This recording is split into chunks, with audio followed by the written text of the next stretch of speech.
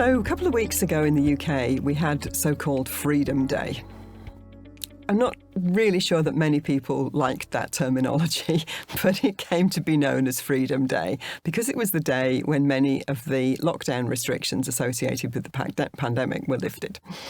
And this has raised a lot of questions. Going into lockdown was relatively straightforward because the instructions were simple. We were all asked to stay at home, to work from home, not to go out except for a little bit of exercise. And so there wasn't really a great deal to decide or to choose beyond perhaps which electronic platforms you were going to choose with which to do your daily work. Now, as things have changed and we've been allowed, if you like, to come out of some of those lockdown measures, actually it's got harder for many people because that means we have choice. There are some things, yes, that we're still being required to do or requested to do, and there are some things that we're being required not to do. But there's a whole lot of stuff now where it's about personal choice and discretion and so on. And for many people, this has been quite hard. Perhaps one of the reasons for this can be related to our preferences on one of the lab profile dimensions, which is known as the reason filter. And the two sides of this dimension are that a person either has a preference for options or they have a preference for procedure. Now, if you have an options preference, what that means is that, you'd like to have choice, just as it sounds. You'd like to have options. And someone with an options frame of reference usually is looking for different ways to do things. So they like to create variety. Someone with an options preference, will not just have one way to travel to work. They'll have a number of different ways that they can get from home to work, and they'll choose which one to do on a given day based on how they feel, on the weather, and maybe a whole load of other factors. So someone with an options preference enjoys having choice. On the other side, somebody with a procedures preference generally likes to follow a set process.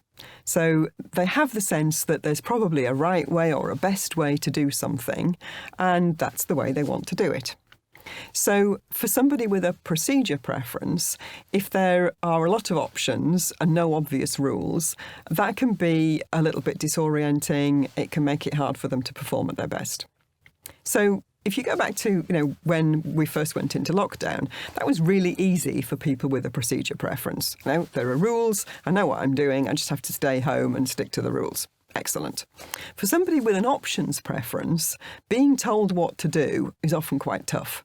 And so if you fall into that category, you might have spent some of the lockdown period wondering how you could create more choice for yourself without actually breaking the rules, or maybe only breaking the rules a little bit. Now, fast forward, and here we are coming out of lockdown, that the world is now a different place, but we definitely have a lot more choice. Now, it's okay now to meet with friends and family. It's okay to have big gatherings indoors. We can go out and socialise. We can go to our favourite events and so on. All of these possibilities have now opened up again. So for someone with an options preference, there is choice. And that probably means that they're feeling much happier. For someone with a procedures preference, that probably means that the amount of choice could be a little bit overwhelming.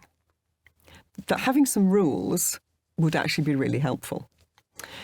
So if you're a leader or a manager in business, I would invite you to think about this. As you begin to bring people back into their offices, as you begin to re-establish some of the old working practices where people do actually get face-to-face with each other, just consider, if you've got people in your team who have an options preference, are you giving them choices? If you have people who have a procedure preference, are you giving them guidelines so that they feel comfortable and safe?